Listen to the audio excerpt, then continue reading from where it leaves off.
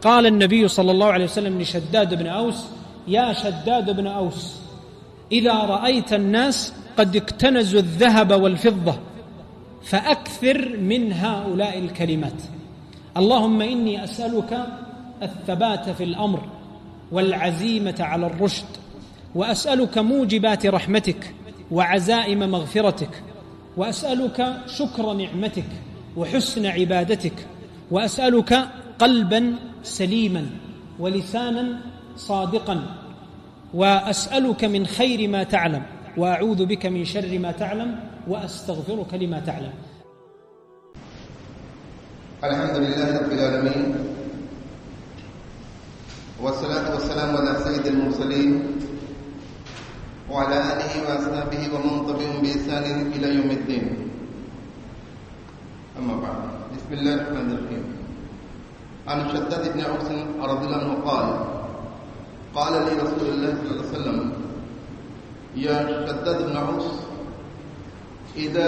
اكتنز الناس الذهب والفضة فاكن هؤلاء الكلمات: اللهم إني أسألك الثبات في الأمر والعزيمة على الرشد، وأسألك موجبات رحمتك وعزائم مغفرتك، وأسألك شكر نعمتك وحسن عبادتك، وأسألك قلبا سليما ولسانا صادقا، وأسألك من خير ما تعلم وأعوذ بك من شر ما تعلم وأستغفرك لما تعلم إنك أنت علام الغيوب. حدیث صحیح رواه مسلم وغیرہ.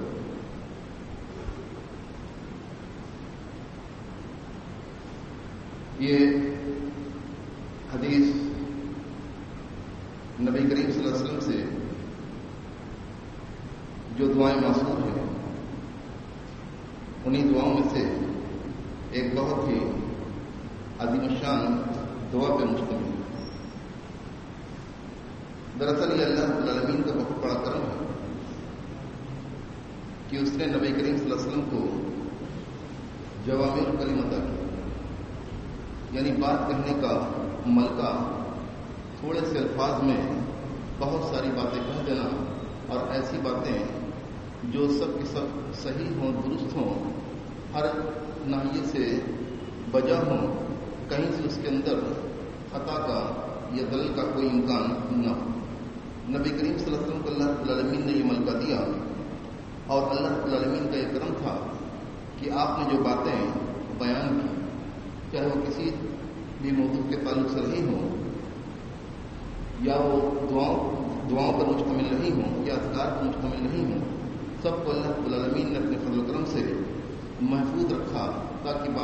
بعد میں آنے والی امتیں، نبی کریم صلی اللہ علیہ وسلم کی امت کے افراد ان دعاؤں سے فائدہ اٹھا سکیں، اپنے پروردگار سے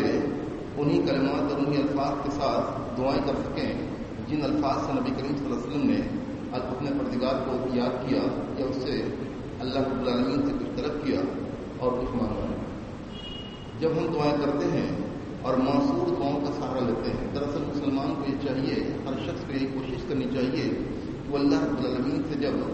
دعائیں کرے، کچھ طلب کرے یا اس کا ذکر کرے، تو انہی دعاؤں کا سہارا لے جو دعائیں نبی کریم صلی اللہ علیہ وسلم سے معصور طریقے سے ثابت ہیں. سنن کی کتابوں کے اندر جو دعائیں ملتی ہیں، وہ جو ثابت دعائیں ہیں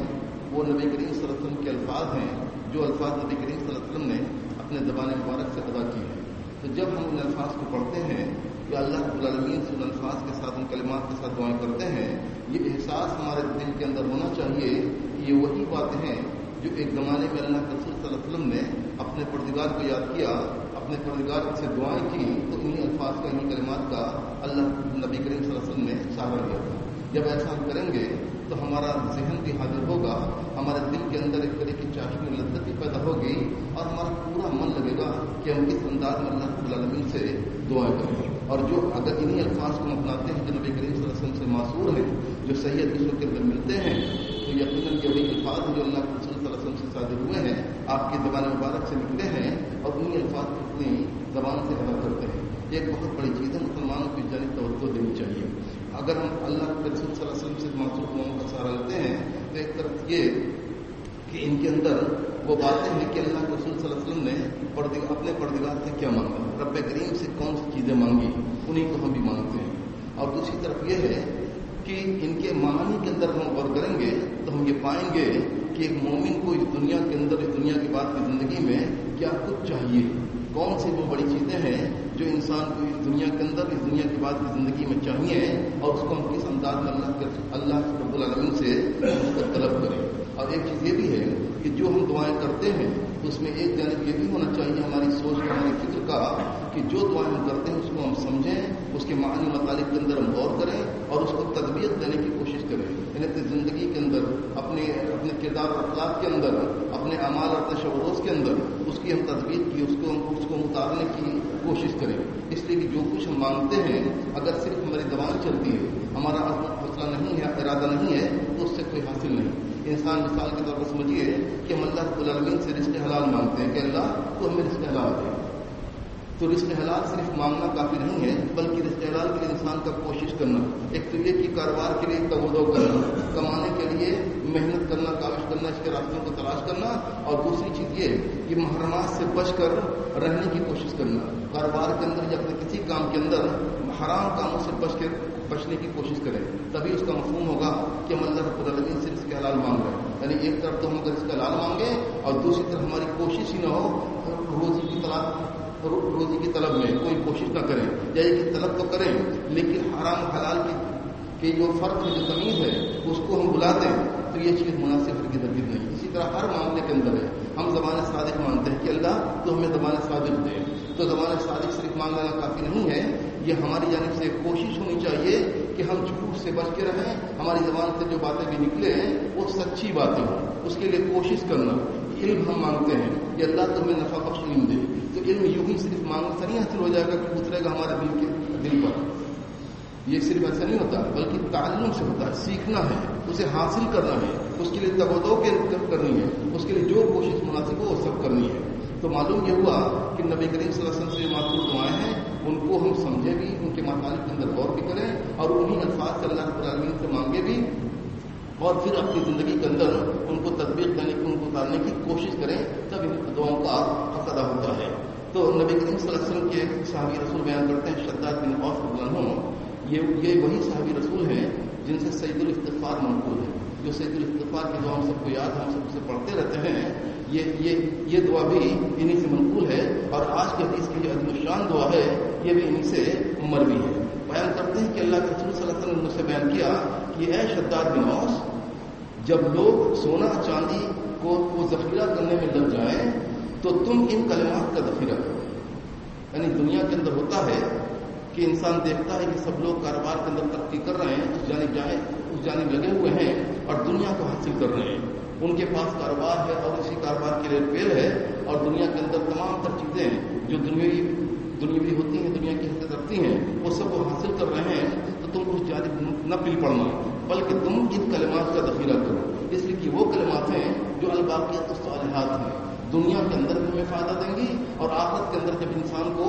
جب وہاں ہر چیز چھوڑ کر انسان پہنچے گا، بالکل تنہا پہنچے گا، اس کے پاس کوئی چیز، یہاں تک کہ بدل کے اس کے کپڑے بھی نہیں ہوں گے، اس حال میں وہ پہنچے گا، دنیا کا کوئی سامان اس کے پاس نہیں ہوگا۔ یہ منسوخ باتیں ہیں حدیث قرآن کے اندر، یہ کہ انسان جب پہنچے گا تو انسان کے پاس کچھ نہیں ہوگا، وہ کہیں دست ہوگا، اس کے بدن پہ کپڑے بھی انسان کے نہیں ہوں گے۔ تو ایسی حال میں جو پہنچے گا تو یہی جو الباقیات الصالحات ہوتے ہیں، جو وہ انسان کی وہ نیکیاں، انسان کی وہ دعائیں اور اذکار جو اللہ رب العالمین نے محفوظ کر رکھے ہیں، جو دنیا میں اس نے کیے تھے، تو وہی چیزیں وہاں اس کے کام آئیں گی۔ تو اپنے صحابی رسول سے نبی کریم صلی اللہ علیہ وسلم نے ان سے کہا کہ دیکھو، جب لوگ سونا چاندی، تو ایک حدیث کے اندر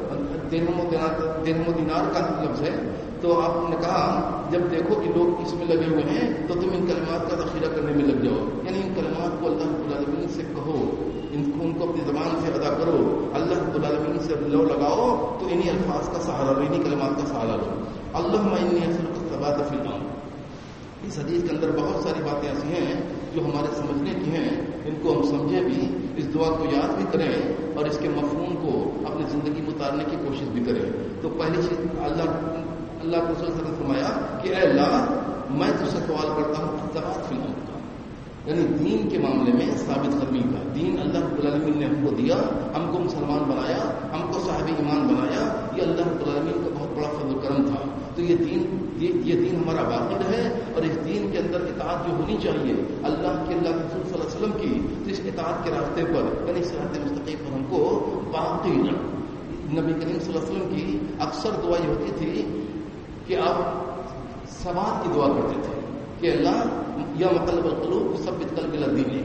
یا مصرف القلوب صرف قلبی علی طاعتک، یہ دعائیں نبی کریم صلی اللہ علیہ وسلم سے منقول ہیں اور اکثر نبی کریم صلی اللہ علیہ وسلم ان دعاؤں کو کہا کرتے تھے۔ تو اس کا مفہوم یہ ہے کہ اللہ تو نے ہمیں دین دیا، دینداری دی، اطاعت رسول دیا، اپنی اطاعت کا جذبہ دیا، تو یہ چیز ہماری باقی رہے، اس لیے کہ چیزیں بدلتی بھی ہیں۔ ایک حدیث کے اندر آتا ہے، کرتے ام سلمہ رضی اللہ عنہا بیان کرتی ہیں کہ نبی کریم صلی اللہ علیہ وسلم اکثر یہ کہا کرتے تھے یا مصرف القلوب صرف قلبی علی طاعتک۔ تو انہوں نے کہا کہ میں نے کہا کہ اللہ کے رسول آپ اکثر یہ دعا کیا کرتے ہیں، کیا معاملہ ہے؟ کیا ایسا بھی ہوتا ہے کہ دلوں کی حالت بدل جاتی ہے؟ آپ نے فرمایا ہاں، کوئی بھی دل، ہر دل اللہ رب العالمین کی رحمان کی انگلیوں میں سے دو انگلی کے درمیان ہوتا ہے، یقلبہ کیف یشاء، جیسے چاہتا ہے اللہ رب العالمین اسے الٹ پلٹ کرتا ہے، فإن شاء أقامہ وإن شاء أضلہ، اللہ رب العالمین چاہتا ہے تو اسے درست رکھتا ہے، سیدھے راستے پہ رکھتا ہے، یا اللہ چاہتا ہے اس کی مرضی ہوتی ہے، اس کی مشیت ہوتی ہے تو اس کو گھما دیتا ہے، اس کے اندر ٹیڑھاپن لا دیتا ہے۔ تو انسان کو یہ دعا کرنی چاہیے کہ اللہ تو ہمیں ثبات فی الدین دے، دین کے معاملے میں ثابت قدمی دے، دین ہمارا ایمان سالم رہے، ہماری دینداری برقرار رہے، اطاعت جو ہم کرتے ہیں اللہ رب العالمین کی، نبی کریم صلی اللہ علیہ وسلم کی، تو اس اطاعت کے کام پر ہم باقی رہیں۔ والعزیمۃ علی الرشد، ہدایت کے کام پر عزیمت دی، یعنی جو نیکی کے کام ہیں، دنیا و آخرت کی بھلا و بہبودی کے کام ہیں، ان کے اندر ہم کو عزیمت دی، یعنی عزم محکم دے، پختہ ارادہ دے۔ اے اللہ تو ہم کو پختہ ارادہ دے ہدایت کے کاموں پر۔ ہوتا یہ ہے کہ ہم لوگ بہت کچھ سنتے ہیں، خطبہ ہوتا ہے وہ سنتے ہیں، جلسے ہوتے ہیں اس کے اندر علماء کی تقریر سنتے ہیں، مواعظ سنتے ہیں، ہمارے پاس ہوتی ہیں ان کو بھی ہم سنتے ہیں، ارادہ بنتا ہے کہ ہم یہ کریں گے،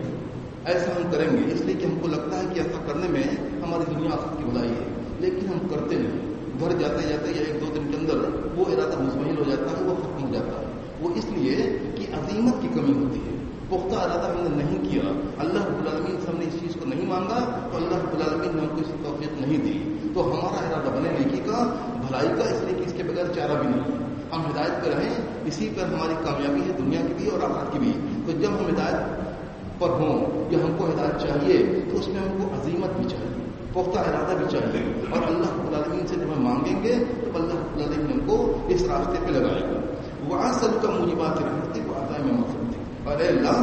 میں تجھ سے اس بات کا سوال کرتا ہوں کہ وہ چیزیں مجھے دے جو تیری رحمت کو واجب کر دے، یعنی ایسے کام کرنے کی توفیق دے، ایسی باتیں زبان سے نکالنے کی توفیق دے، ایسے کلمات ہم کو سکھا کہ ان کی وجہ سے ہم کو تیری رحمت مل جائے، تیری رحمت ہمارے اندر آ جائے، ہم کو سمیٹ لے، اپنے اندر لے لے۔ وَعَزَائِمَ مَغْفِرَتِكَ، اور تیرے مغفرت کے ادائیں، یعنی ایسے کام، ایسی حالتیں، ایسے اقوال، ایسے افعال یہ ہم کو دے دے کہ جس سے تیری مغفرت واجب ہو جائے، تو ہمیں بخش دے، ایسے کام ہم سے لے، ایسی حالتوں میں ہم کو رکھ، اور ایسی زبان ہماری دے، ایسے زبان سے ہمارے کلمات ہوں کہ تیری مغفرت ہم کو مل جائے۔ وَأَسْأَلُكَ شُكْرَ نِعْمَتِكَ، اور اے اللہ میں تجھ سے مانگتا ہوں تیری نعمت کے شکریہ کو، یعنی تیرے احسان تو بہت ہے اللہ، بے گنتی احسان ہے، تو ایسا کرم کر کہ میں ان احسانات کا شکریہ ادا کر سکوں۔ انسان جب شکریہ ادا کرتا ہے تو وہ کئی طرح سے اللہ رب العالمین کا شکر گزار ہونے کے لیے کئی چیزیں انسان کو کرنی ہے۔ پہلی چیز تو یہ ہے کہ انسان دل سے اعتراف کرے، دل کے اندر جب اللہ رب العالمین کی نعمتوں کا، اس کے کرم کا، اس کے احسان کا تصور ہوگا، یہ بات اندر انسان کے پائی جائے گی، تب انسان کے اندر کبر و غرور نہیں ہوگا، وہ یہ نہیں سمجھے گا کہ یہ چیزیں ہماری حاصل کی ہوئی ہیں اور ہم اس کے مستحق تھے، بلکہ وہ سمجھے گا کہ اللہ رب العالمین نے اپنے فضل و کرم سے یہ چیز ہم کو دی ہے۔ تو بندہ اللہ رب العالمین سے شکر کو مانگے تو اس چیز کو سمجھے، دل سے مانگے، دل سے اس کا اعتراف کرے اور زبان سے بھی کہے، اس کے چرچے بھی کرے کہ اللہ رب العالمین کا فضل و کرم اس نے ایسا کیا، اور الحمدللہ بھی کہے، اللہ رب العالمین کی ثنا بھی بیان کرے، اس سے بھی اللہ رب العالمین کا شکر ادا ہوتا ہے۔ اور ایک چیز یہ کہ اعضاء و جوارح سے اللہ رب العالمین نے جو نعمتیں بھی ہم کو دی ہیں ان سے ہم کوئی اللہ رب العالمین کی ناراضگی کا کام نہ کرے، اس کی معصیت کے کام میں نہ لگائیں، بلکہ اس کی اطاعت کے کام میں لگائیں گے۔ یہ بھی اللہ رب العالمین کے شکر گزاری کی ایک بہت ہی بڑی اور بہت ہی اہم صورت ہے۔ وہ حسن عبادت ہے، اور تو مجھے اپنی عبادت کو بہتر انداز میں کرنے کی توفیق دے. عبادتیں اللہ رب العالمین کی ہوتی ہیں، اس کے اندر دو چیز ضرور بضرور پائی جانی چاہیے، تبھی وہ حسن عبادت کہلائے گی اور تبھی اللہ رب العالمین کیا قبول کی جائے گی. ایک تو یہ کہ اللہ رب العالمین کی لیے خالص عبادت ہو، صرف اس کی خوشنودی مطلوب ہو، صرف لوجہ اللہ اس چیز کو کریں. اور دوسری چیز یہ کہ اللہ کے رسول صلی اللہ علیہ وسلم سے جو سنتیں ملی ہیں اس عبادت کے تعلق سے ان ساری سنتوں کو ہم اپنانے کی کوشش کریں، یعنی اسی طریقے سے عبادت کریں جس طریقے سے نبی کریم صلی اللہ علیہ وسلم نے کر کے عبادت کو دکھایا ہے، چاہے وہ نماز ہو یا روزہ ہو یا حج ہو، چاہے کوئی اور عبادت ہو. جس طریقے سے نبی کریم صلی اللہ علیہ وسلم نے کر کے دکھایا ہے اسی طریقے سے ہم کریں گے تب وہ حسن عبادت ہوگی. اور انسان اپنے اندر جذبہ رکھے، اللہ رب العالمین سے التماس کرے، اس سے دعائیں کرے کہ جو ہم نے عبادت کی ہے کہ اللہ اس کی شکل جو بھی ہو، میں نے کوشش کی کہ میں تیری رضا کے لیے کروں، تیرے رسول کی سنت کے مطابق کروں. اب جس قدر بھی میں کر سکا ہوں، ٹوٹی پھوٹی جیسی عبادت ہے میری، تو اس کو قبول فرما لے. انکساری کے ساتھ اللہ رب العالمین سے یہ دعائیں کرے. وَأَسْأَلُكَ قَلْبًا سَلِيمًا وَلِسَانًا صَادِقًا. اے اللہ میں تجھ سے قلب سلیم مانگتا ہوں، ایک ایسا دل جو بالکل صحیح سالم ہو، جس کے اندر نفاق کی بات نہ ہو، شرک کی بات نہ ہو، کفر کا کوئی آمیزش نہ ہو، اور ایسا دل جس کے اندر دوسروں کے لیے حسد نہ ہو، کینہ نہ ہو، غصہ نہ ہو، عداوت نہ ہو، اسی طرح نفرتیں نہ ہوں. اور یہ تمام چیزیں جو غلط چیزیں ہیں جو دل کے افعال ہوا کرتے ہیں، ان سے وہ پوری طرح سے محفوظ رہے. اس لیے کہ اخروی زندگی میں کامیابی کے لیے یہ قلب سلیم بہت ہی ضروری ہے. اللہ رب العالمین کیا وہی شخص کامیاب ہوگا الا من اتى الله بقلب سلیم. یوم لا ينفع مال ولا بنون الا من اتى الله بقلب سلیم. اس دن نہ اولاد کام آئے گی، نہ اس دنیا کے اندر ذخیرہ کر کے رکھے گی دولت انسان کے کام آئے گی. جو چیز کام آئے گی وہ انسان کا صحیح سالم دل ہوگا. ایسا دل جو محفوظ ہے شرک سے، نفاق سے، ریاکاری سے اور دیگر خصائل مذمومہ سے، وہ پوری طرح سے محفوظ ہو. اور پھر اس کے بعد آپ نے سکھایا وہ لسان صادق، اور مجھے سچی زبان دے، زبان ایسی ہی کہ اس سے سچ بات نکلے. یہ چیز بھی انسان کے لیے بے حد ضروری ہے، اس لیے کہ انسان کے جسم کے سارے اعضاء، ایک حدیث کے اندر ملتا ہے کہ ہر صبح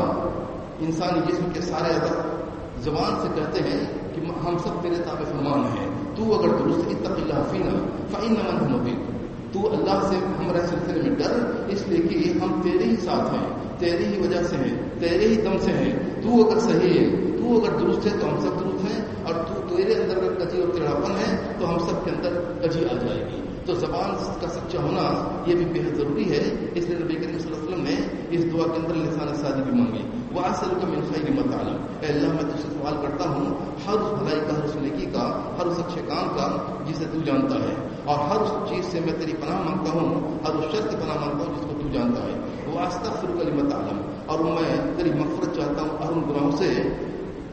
جو تو جانتا ہے. بندہ اخیر میں اللہ رب العالمین سے اپنے گناہوں کا اعتراف بھی کرتا ہے اور یہ بھی کرتا ہے کہ اللہ تو گناہوں کو زیادہ جانتا ہے، ہم نے تو گناہ کیا، بہت سارے گناہ ہم نے بھلا بھی دیے، لیکن تیرے پاس سب کچھ محفوظ ہے، تو ہمارے ہر گناہ کو جانتا ہے، تو سارے گناہ کو جس کو تو جانتا ہے اس سے ہماری مغفرت کرا دے، فرما دے. انک انت علام الغیوب. بے شک تو غیب کی باتوں کو جاننے والا ہے. اللہ کے لیے کوئی چیز غیب نہیں، اللہ رب العالمین غیب کو جاننے والا ہے. یعنی ہمارے لیے جو چیزیں غیب ہیں وہ سب اللہ رب العالمین جانتا ہے. جو چھپی ہوئی چیزیں ہیں وہ اللہ رب العالمین کے لیے وعدے ہیں. جو کچھ ہم کانا پھوسی کرتے ہیں، اپنے من میں کہتے ہیں، وہ سب اللہ رب العالمین ان سب سے باخبر ہے. تو وہ ہر چیز سے باخبر ہے. اے اللہ تو ہر چیز سے باخبر ہے، تو ہمارے ہر گناہوں کو معاف فرما دے. وہ آپ کو دعوانا الحمد للہ رب العالمین.